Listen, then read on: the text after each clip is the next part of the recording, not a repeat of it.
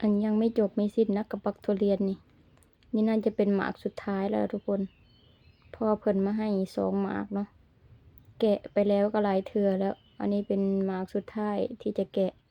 มาเบิ่งกันว่ามันจะสวยงามไหมโอ้บ่ค่อยงามเด้อทุกคนเด้อแกะแล้วมันติดกาบเนื่องจากมันเป็นสีเละๆจนจะเพิ่นเอามาหลายมื้อเติบแล้วแต่กลิ่นนี่บอกเลย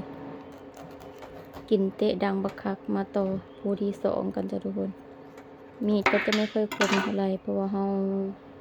ไม่ค่อยได้ฝนมันเบิ่งผู้นี่ก็อยากติดกาบคือกันทุกคนเนาะเพราะว่ามันเละแฮงจนจะมันลายมือเลยเด้แต่ก็พอได้อยู่จ้ะทุกคนนี่ผู้บักใหญ่เห็นไหมสีมันอาจจะบ่ได้เหลืองเด้อจ้ะทุกคนจานเป็นน้ำกล้องเนาะ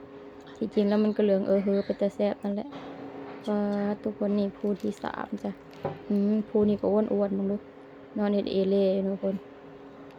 ฤดูนี่ก็เป็นฤดูทุเรียนทุกคนเนาะแต่กินหลายก็บ่ไหวเดี๋ยวมันจะร้อนยังก็ร้อนนะร้อนในเนาะเป็นแสบกกลิ้นแสบคอแสบอีหยังเห็นนะแต่ถามว่าแสบบ่แสบเด้อทุกคนเด้อโอ้ยอันนี้ภูเป็นตะแพงแฮงภูนี่คือเฮาจองเด้อทุกคนนี่ภูเป็นตะแพงแบบภูตะโมเตมิตะมะ